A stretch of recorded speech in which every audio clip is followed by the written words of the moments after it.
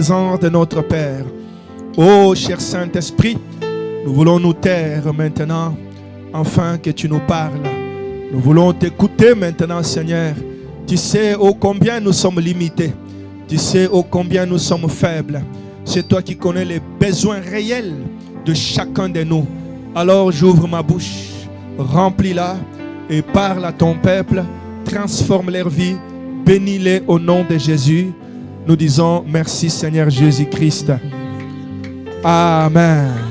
Quelqu'un peut acclamer Jésus en poussant des cris de joie. Gloire à Jésus. On peut se tenir rapidement debout. On va profiter pendant que nous sommes debout, on va profiter pour lire la parole du Seigneur. On va prendre Actes des Apôtres, chapitre 7, Acte 7. Actes des Apôtres, chapitre 7, verset 55. Je vais lire jusqu'à 58. Acte 7, 55 à 58. Je lis au nom de Jésus. Mais Étienne, rempli du Saint-Esprit et fixant les regards vers le ciel, il vit la gloire de Dieu et Jésus debout à la droite de Dieu. Et il dit, voici, je vois les cieux ouverts et le Fils de l'homme debout à la droite de Dieu. Ils poussèrent alors de grands cris en se bouchant les oreilles et ils se précipitèrent tous ensemble sur lui. Ils les traînèrent dehors de la ville et les lapidèrent. Les témoins déposèrent leurs vêtements aux pieds d'un jeune homme nommé Saül. Amen. Je peux continuer. 59, la Bible dit, et il lapidait Étienne qui priait et disait, Seigneur Jésus, reçois mon esprit. Puis, s'étant mis à genoux, il s'écria d'une voix forte, Seigneur, ne leur impute pas ce péché. Et après ces paroles, il s'endormit. Parole du Seigneur. Amen.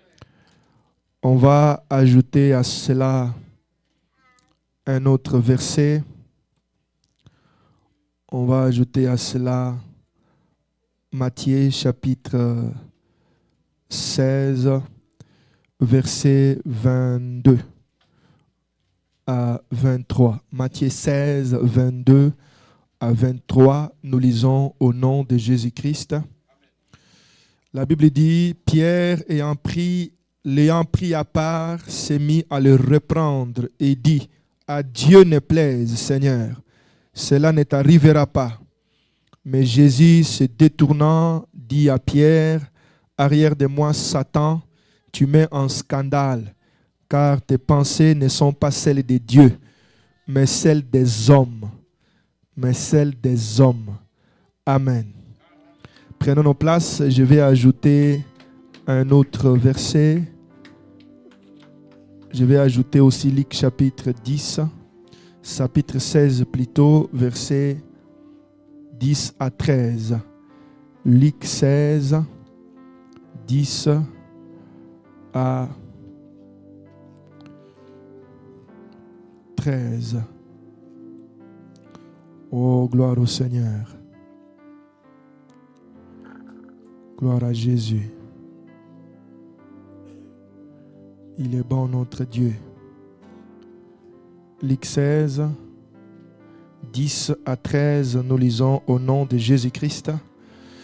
Celui qui est fidèle dans les moindres des choses l'est aussi dans les grandes. Et celui qui est injuste dans les moindres des choses l'est aussi dans les grandes.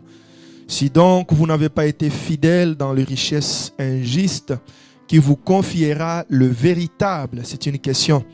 Et si donc vous n'avez pas été fidèle dans ce qui est à autrui, qui vous donnera ce qui est à vous?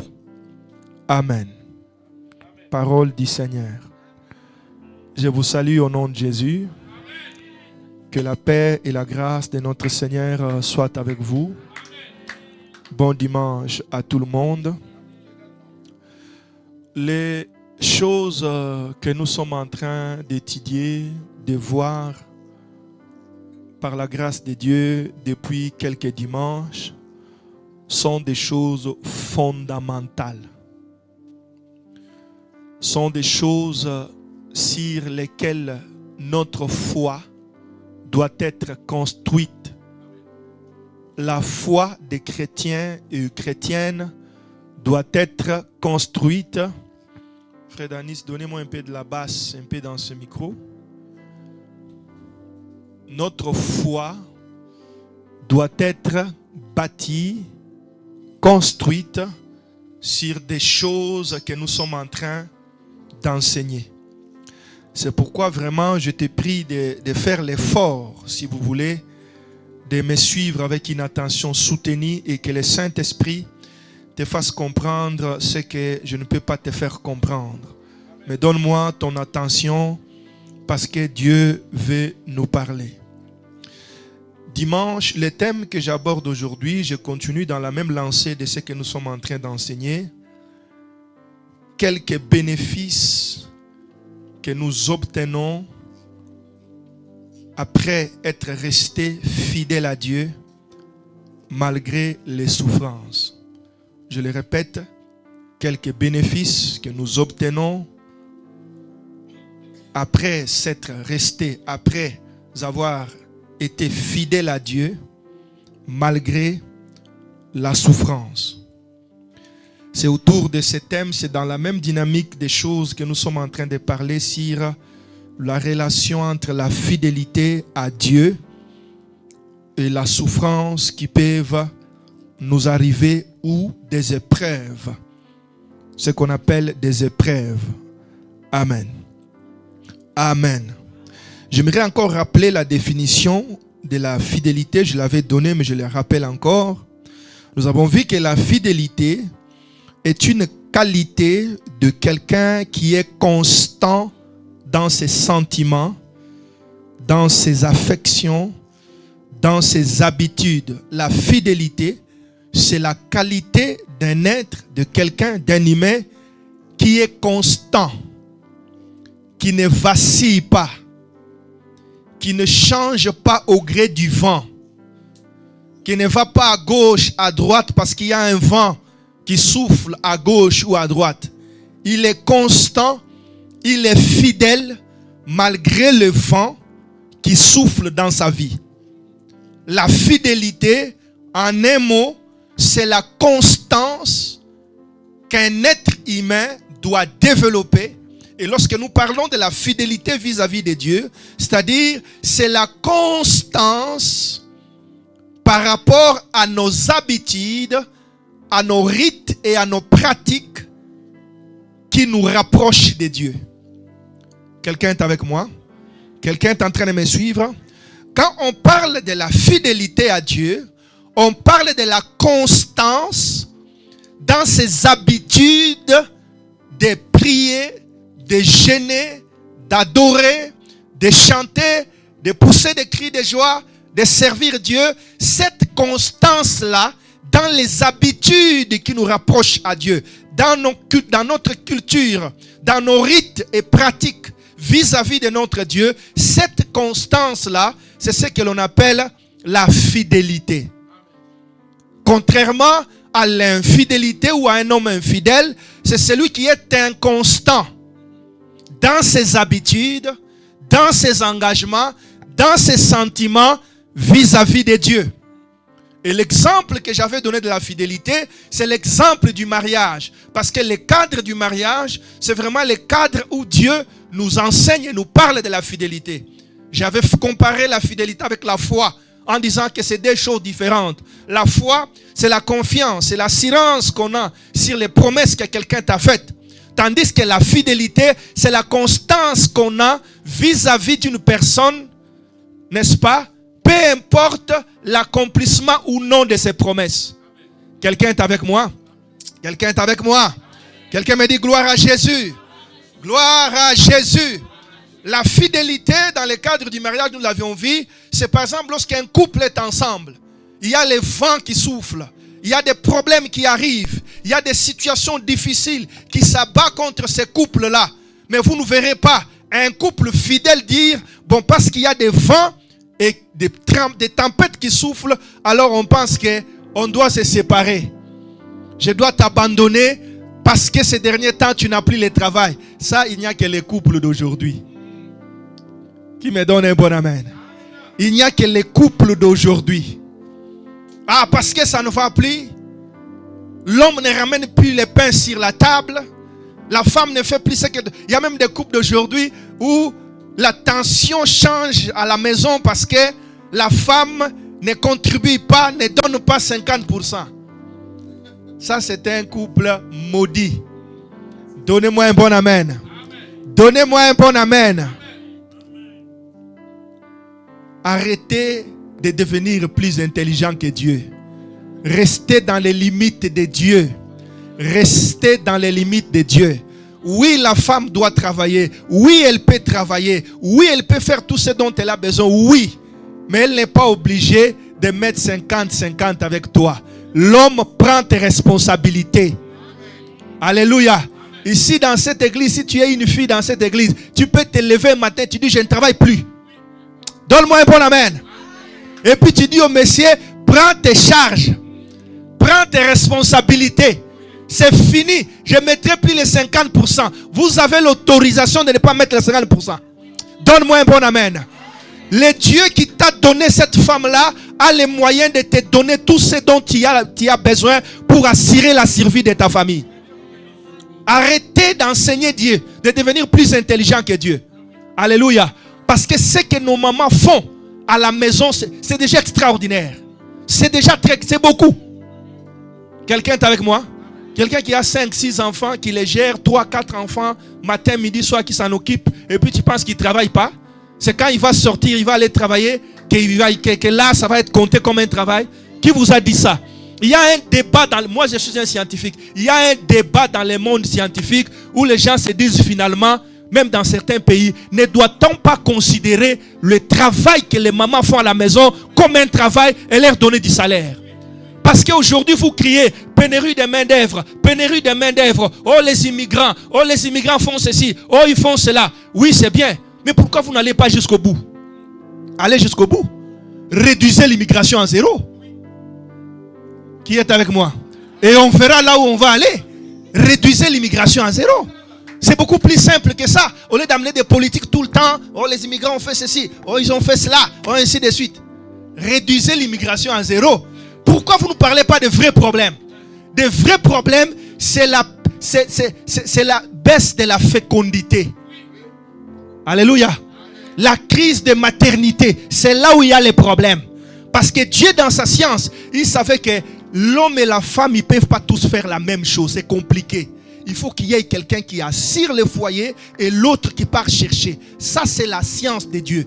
Maintenant, nous, comme on est devenus très intelligents, on dit à Dieu, non, toi, tu n'as pas bien compris les choses. Laisse-nous, et les femmes, et les hommes, tous au travail. Gloire à Dieu. Mais les hommes, vous les aurez où? Vous allez avoir les hommes où? À l'immigration? Moi, je dis les gens qui parlent comme les Éric Zemmour, là, ces gens-là, même les journalistes, je dis, mais vous les journalistes, vous avez étudié où? Pourquoi vous ne posez pas ces gens-là de véritables questions? Pourquoi vous ne mettez pas une politique de natalité qui va assurer comme il faut la progéniture pour pouvoir être à mesure de supporter la production économique? Laissez fermer les immigrations si vous les fermez. Donne-moi un bon amen. Je ferme la parenthèse. C'était juste une petite parenthèse que j'avais ouverte, mais je ferme. C'est-à-dire que Dieu, il sait ce qu'il fait. Il est plus intelligent que nous. Nous devons suivre ses conseils. Suivre ses conseils. Et en suivant ses conseils, c'est là où nous verrons la gloire de Dieu. J'ai parlé de la fidélité dans les couples en disant que lorsque vous êtes dans un couple, les tempêtes, les vents et les marées ne peuvent pas vous séparer parce que des choses deviennent difficiles. Non. Ou tu ne peux pas dire à l'homme, tu m'avais promis de m'acheter telle chose, tu ne l'as pas acheté, alors je me sépare de toi. Là, tu n'es plus fidèle. Qui est en train de me suivre? Qui me donne un bon amen? Tu ne peux pas dire à la femme parce que tu devrais faire ceci. Alléluia. Et que tu n'as pas fait ça, alors moi je pense qu'on se sépare. Non. Vous êtes juré fidélité. C'est la même chose avec Dieu. Tu ne peux pas dire à Dieu, je ne veux plus de toi parce que ça ne va plus. Je ne veux plus de toi parce que je n'ai pas mangé à la maison. Je ne veux plus de toi parce que mes enfants ne vont pas à l'école. Je ne veux plus de toi parce que je souffre. Où est ta main? Tu ne peux pas abandonner Dieu parce que tu souffres. Qui est avec moi? Qui me donne un bon amen? Quand on parle de la fidélité vis-à-vis de Dieu, c'est le fait de rester ferme à Dieu, quel que soit ce par quoi l'on passe, ce par quoi l'on traverse. C'est d'ailleurs le fondement de la discussion qu'il y a eu entre Dieu et Job.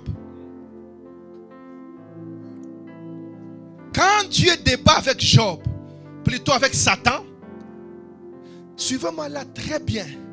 Parce que la Bible dit, vous connaîtrez la vérité et la vérité vous rendra libre. La vérité vous affranchira. Que Dieu puisse libérer sa lumière sur nos cerveaux ce soir, ce matin plutôt, afin que nous comprenions cette vérité. Parce que ce que nous allons dire maintenant, c'est ça qui tient le monde. Et le diable a réussi à convaincre aux gens les choses que nous allons dire tout à l'heure. Donne-moi un bon amen. Dieu veut que tu aies la connaissance, que tu comprennes exactement ce que tu dois faire pour avoir une bonne relation, une relation stable et solide, fondée sur la fidélité. Satan va voir Dieu. Satan, tu viens d'où? Oh, je viens de me promener toute la terre. J'étais un peu partout, à gauche, à droite. Un vagabond. Alléluia. Alléluia. Qui est partout, en train de chercher qui séduire, en train de chercher qui détruire. Et j'aimerais que tu comprennes, dans ce que je vais dire tout à l'heure, la différence entre la tentation et les épreuves. Alléluia. Tu vas les comprendre tout à l'heure. Dieu dit, ah bon, tu viens de te promener toute la terre. Est-ce que tu as remarqué un homme exceptionnel dans ce monde-là? Un homme formidable. Job. Dieu dit de lui qu'il est intègre. Il est ferme. Il est fidèle dans ses voies. Il marche de manière loyale vis-à-vis de moi. Est-ce que tu l'as remarqué? Satan dit, ah, ça c'est bien, mais il est fidèle parce que tout va bien dans sa vie. Hein? Job, là, tout va bien. Il a des enfants impeccables. Il a l'argent bourré de millions, bourré de milliards. C'est un homme exceptionnel. Il est béni. C'est pourquoi il est fidèle. C'est pourquoi toi, Dieu, tu penses qu'il est fidèle. Mais moi, je te dis, il n'est pas fidèle. Il n'est pas fidèle. Cette prétention de la fidélité que tu as, c'est tout simplement parce qu'il est comblé. Enlève seulement ta main, touche à ses biens et tu vas voir s'il ne va pas devenir infidèle. Quelqu'un est avec moi? Tu vas voir s'il ne va pas te maudire en face. S'il ne va pas te régner en face. Dieu dit, ah bon? Ah, c'est comme si tu as raison. Hein?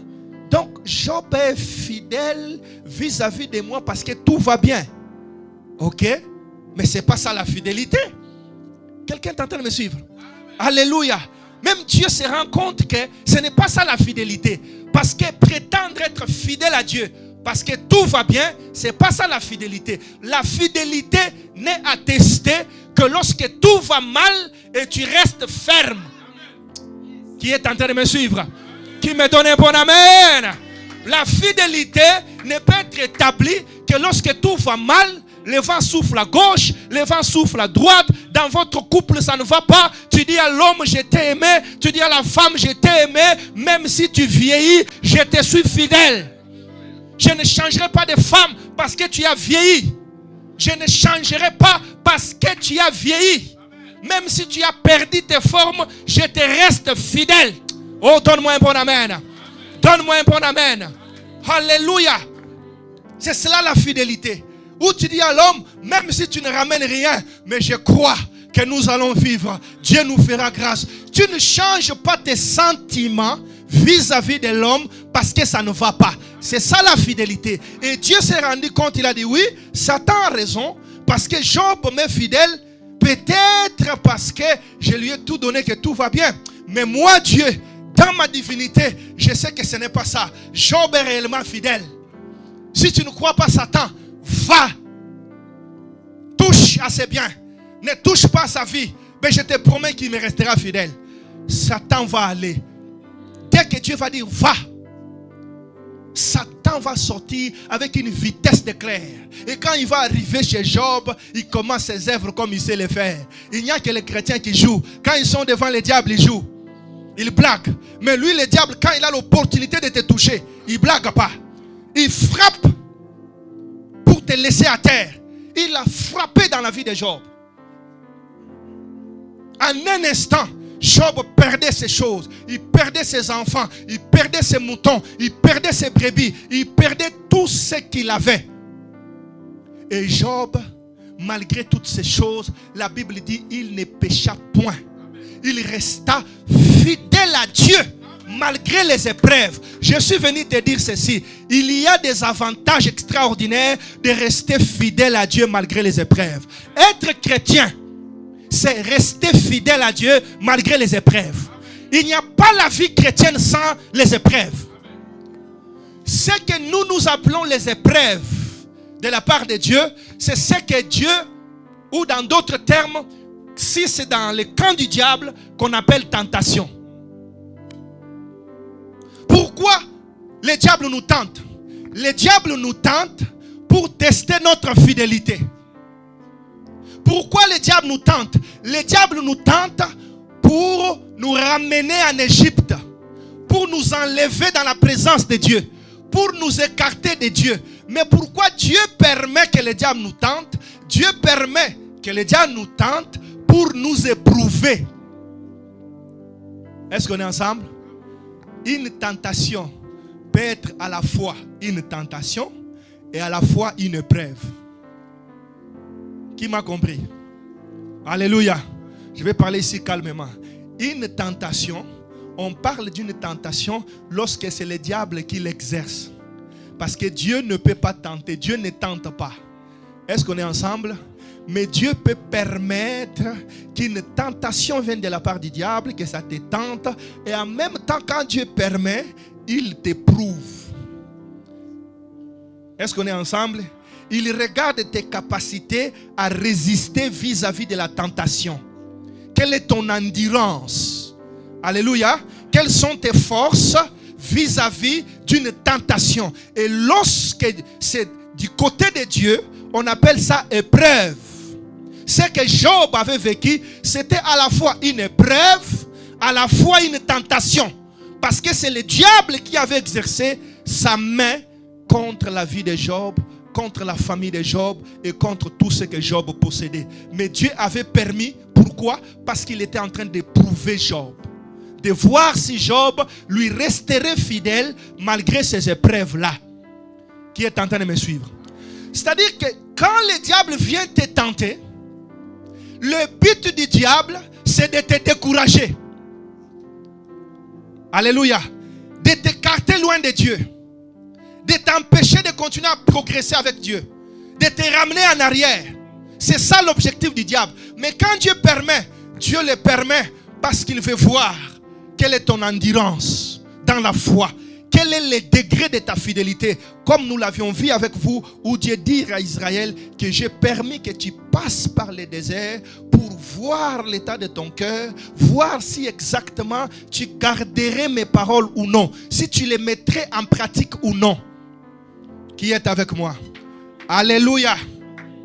Alors, le diable qui est le grand tentateur, qu'est-ce qu'il fait? Il fait comprendre à l'humanité tout entière que lorsqu'on est fils de Dieu, on ne peut pas souffrir. Amen.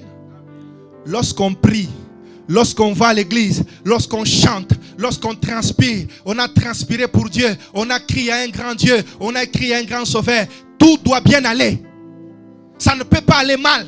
Quand ça va mal, c'est que Dieu là n'existe pas. Quand ça va mal, c'est que Dieu t'a oublié. Quand ça va mal, c'est que Dieu t'a abandonné. Parce que le grand Dieu, détenteur de toute la puissance et de toute la richesse, il doit s'assurer tout le temps que ça aille bien dans ta vie. C'est faux. Qui m'a suivi? Qui m'a suivi?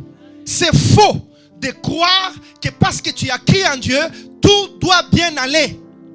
Tout doit très bien marcher. Lorsque ça ne marche pas, c'est le synonyme que Dieu t'a abandonné. Dieu t'a tourné le dos. Alors comme Dieu t'a tourné le dos, toi aussi tu lui tournes le dos. Toi aussi tu les rejettes. Parce que Dieu t'a rejeté. Ça, c'est la mentalité purement satanique. La mentalité purement démoniaque. La mentalité purement mondaine. C'est ce que Jésus discute dans les versets que nous venons de lire tout à l'heure dans le livre de Matthieu avec l'apôtre Pierre. Jésus était en train de leur dire: je pars à Jérusalem. À Jérusalem, je serai un scandale pour vous. On va m'arrêter. On va m'humilier. On va me tabasser. Hein? Alléluia. On va m'humilier. Je vais passer par des moments très difficiles. Alors vous, tenez ferme. Que ça ne soit pas un scandale pour vous. Ne m'abandonnez pas. Ne me laissez pas. Ne reniez pas votre foi par rapport à ce qui va m'arriver. Quel que soit ce qui va m'arriver, comprenez que c'est le dessein de Dieu. Comprenez que c'est la volonté de Dieu. Comprenez que c'est une épreuve de Dieu. Je dois passer par là. Vous restez ferme. Quand Pierre entend cela, il prend Jésus à côté. Il dit: viens d'abord, maître. Tu es maître, mais viens d'abord. Il l'a pris de côté. Il a tiré de côté. Il a dit: mais est-ce que c'est normal ce que tu dis là? Est-ce que c'est normal? La Bible dit: il a commencé à les réprimer. Attention, nous on a quitté déjà nos maisons. Hein? Donne-moi un bon amen. Donne-moi un bon amen. Nous on a quitté nos maisons, on a quitté nos femmes, on a tout abandonné. On est avec toi derrière, ainsi de suite. Il y a des gens qui arrivent, qui donnent un peu les offrandes. Tout va bien, tout marche bien. Comment là tu es en train de nous dire que tu vas mourir? Cela ne t'arrivera pas au nom de Jésus. Donne-moi un bon amen. Je crois qu'il a même fait au nom de Jésus sur ce Jésus lui-même. Il a dit: cela ne t'arrivera pas au nom de Jésus. Il a juré: cela ne t'arrivera pas. Car, papa, nous on a déjà commencé à avoir quand même de la place, à voir un peu clair. Maintenant tu veux venir nous parler, nous dire que tu vas aller souffrir.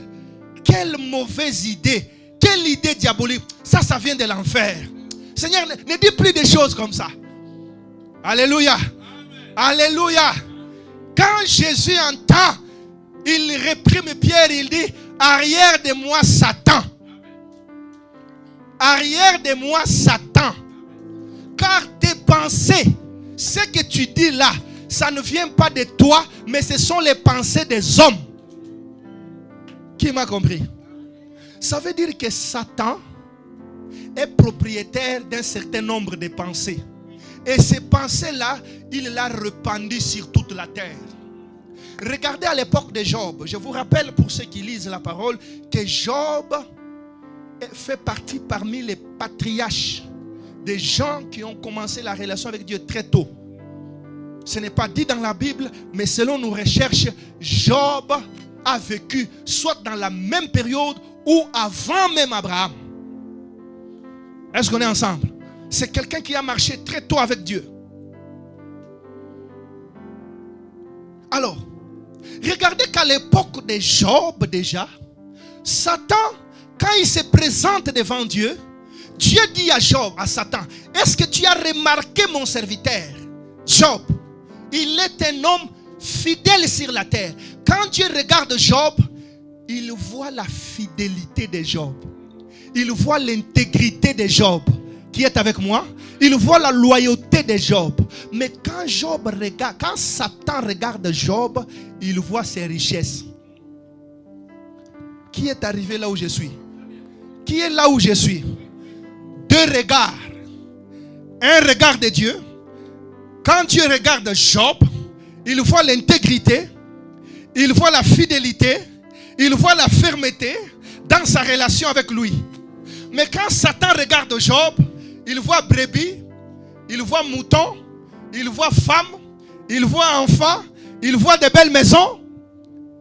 Qui m'a suivi? Quand Satan regarde, il voit les richesses de ce monde. Quand Dieu regarde, Dieu voit la fidélité. Et lorsque Satan se présente devant Jésus, qu'est-ce qu'il dit à Jésus? Regarde la richesse du monde, la gloire du monde. Tout m'a été donné. Adore-moi et je te donnerai. Ça dit que toi, Jésus, ne t'inquiète pas pour beaucoup de choses. Ce qui est important, c'est d'être riche sur la terre. d'être béni sur la terre, d'avoir des biens sur la terre. Et si seulement tu m'adores, moi je te donne tout. Quand il regarde Job, il dit, Job, tu as des maisons, tu as des belles voitures, tu as des choses. Ah, tout va bien chez Job. Mais quand Dieu regarde, Dieu ne voit pas comme les hommes. Dieu ne voit pas comme Satan. Les hommes voient comme Satan, mais Dieu ne voit pas comme Satan. C'est pourquoi ce matin, je prie que Dieu te délivre. Que tu ne voies plus ta vie comme Satan te voit. Que tu ne voies plus ta vie comme le monde te voit. Que tu ne voies plus ta vie comme les hommes te voient. Il y a des gens qui ne voient leur vie que sous les prismes de ce qu'ils ont. Qui est en train de me suivre ce matin? Ils voient leur vie par rapport à ce qu'ils ont. Ah, j'ai une belle voiture. Il est content. Ah, j'ai une belle maison. Il est content. Ah, j'ai telle chose. Il est content. Ah, ma vie progresse bien. Il est content. Il n'y a que ça qui l'intéresse. Mais Dieu ne voit pas comme ça. Quand Dieu te regarde, ce qui est beaucoup plus précieux auprès de Dieu, c'est ta fidélité. Quand Dieu te regarde, ce qui est précieux pour lui, ce qui est honorable pour lui, c'est la fidélité. Mais le diable, quand il te regarde, ce qui est précieux pour lui, ce sont les choses du monde. Je te pose la question, comment tu vois ta vie? Tu la vois comme Jésus voyait la sienne, ou tu vois ta vie comme Pierre était en train de voir? Pierre avait une vision. La vision de Pierre, c'était que Jésus ne pouvait pas souffrir. Et le Seigneur lui révèle que cette vision-là, ça vient de la part de Satan. C'est Satan qui est le propriétaire, qui est le producteur de cette mentalité. Une mentalité où tu es bien que lorsque tu as des choses de ce monde. Je suis venu te dire ceci. Dieu a dit à Israël, je t'ai amené dans le désert afin de te prouver, afin de t'enseigner que l'homme ne vit pas de pain seulement. Ta vie sur la terre n'est pas liée de pain. Ta vie sur la terre ne dépend pas de ce que tu as. Ta vie sur la terre ne dépend pas de ça. Mais ta vie sur la terre dépend de toute la parole qui sort de la bouche de Dieu. Quand tu es un homme qui applique la parole, tu es riche selon Dieu. Quand tu es un homme qui vit dans la parole, tu es riche selon Dieu.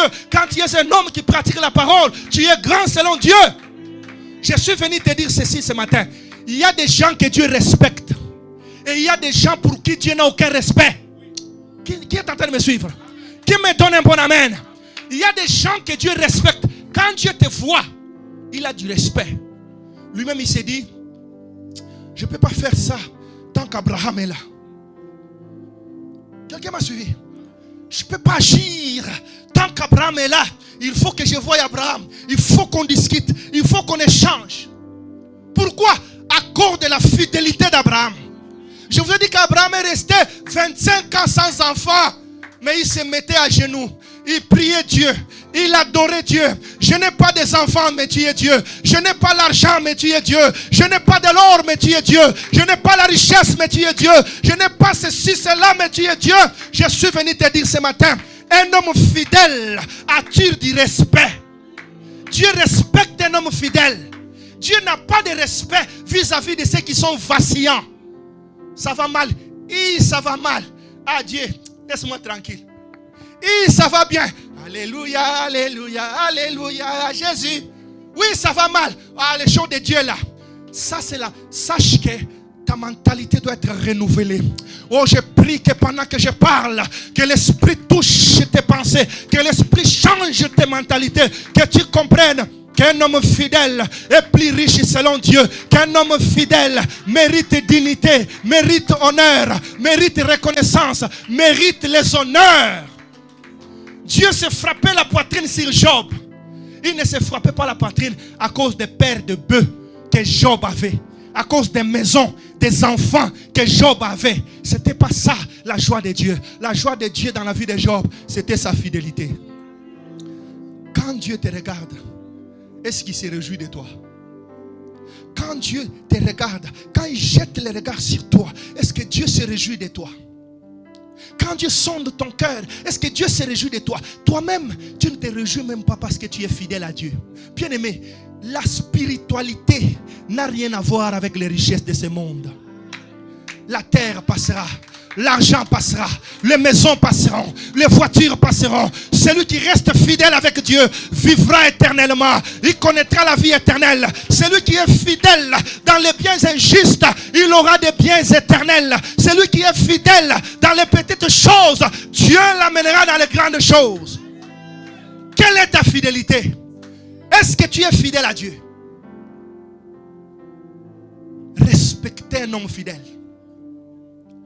Un homme qui a une femme, une seule femme, 30 ans, 40 ans, 50 ans, Dieu les respecte. Est-ce que vous savez ça? Ah, si vous ne savez pas, je vous informe. Il y a des couronnes que les couples auront pour la fidélité dans les mariages. Les couronnes éternelles. C'est écrit où? Ce n'est pas écrit dans la Bible, c'est ce que Dieu m'a dit. Est-ce que tu me suis? Il y a des couronnes que les couples auront au ciel pour la fidélité. Et un couple d'un homme qui triche dehors, il perd cette couronne. Mais une femme qui reste fidèle dans les mariages, peu importe des bêtises que son homme fait, il aura une couronne. C'est ce que le Seigneur nous a révélé. Et je vous l'ai dit, c'est un scoop. Je ferme la parenthèse. La fidélité. Comment j'ai connu cela? Un jour, Dieu nous a parlé d'un grand homme de Dieu. Et puis de la femme de cet homme de Dieu-là. Dieu nous a montré la couronne qu'il avait donnée à cette femme-là, la femme de cet homme de Dieu-là. Une très grande couronne. Et puis on pose la question, mais pourquoi lui, cette femme, a une grande couronne, mais son mari n'a pas les grandes couronnes? Dieu nous dit, la couronne que vous voyez sur cette femme-là, c'est la couronne du mariage, la couronne de la fidélité. Au ciel, j'ai des couronnes de fidélité que je donnerai au couple. Cette femme-là ne pouvait pas, selon les hommes, être dans les mariages. Parce que cet homme de Dieu-là que vous appelez homme a fait beaucoup des abus. Il s'est mal conduit. Mais cette femme est restée fidèle. Comme elle est restée fidèle, elle aura la couronne, mais son homme n'aura pas la couronne. Est-ce que quelqu'un est en train de me suivre? Est-ce que tu connais ce que l'on appelle le respect? Si tu veux que Dieu te respecte, sois fidèle. Dieu n'a aucun égard à toi lorsque tu es, permettez-moi ces grands hommes-là, Bill Gates, Elon Musk. Ça ne veut rien dire.